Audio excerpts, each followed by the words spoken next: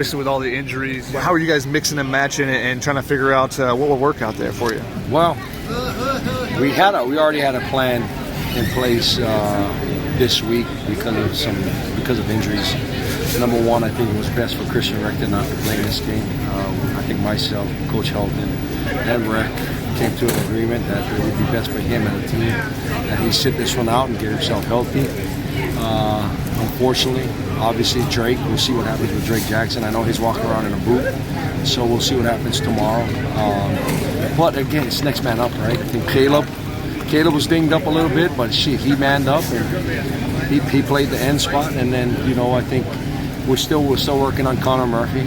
Connor Murphy's dinged up, and that's why you guys didn't see him in on defense, because it wasn't worth us putting him in there. Nick Figueroa did a nice job of stepping up and playing some end. It's his first time playing end. He's a smart kid. He knows the defense, so he didn't really miss a beat going in there. It's crazy because we didn't think we'd have to get to Nick.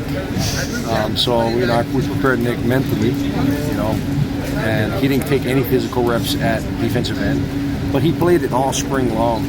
So meeting with him today at the hotel, I felt real confident. Before he went in, I felt real confident about him being able to handle that spot. And that's going to be something he has to do.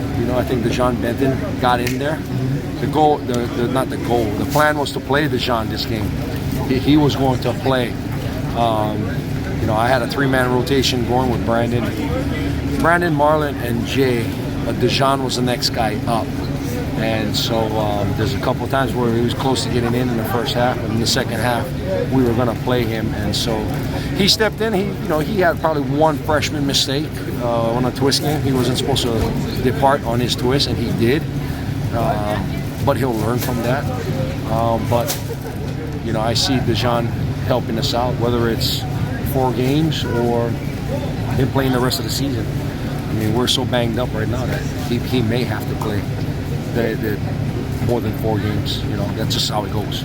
How are you guys able to contain Khalil Tate early? It looked like you were using the rush-ins a little bit more. Well, I think the package changed where we're not having 4 true D linemen. We had an outside linebacker, so that helped. But I think just focusing on practice. I know you guys don't get to watch practice much, but that was an emphasis. Was tackling and really, really stressing tackling. We took 10 minutes out of individual tackling, and then also, we took another extra 10 minutes working on our games and keeping our pass rush lanes tight.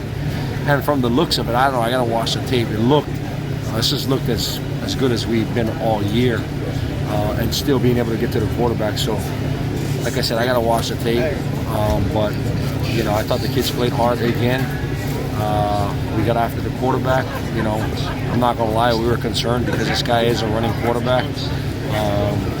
But I think with the speed, with our outside linebackers being able to pull him up a little bit more, and the pursuit by the D tackles and our end, I think it looked pretty good. Like I said, I gotta watch the film. You had a lot of speed on. That just looked different with that kind of speed.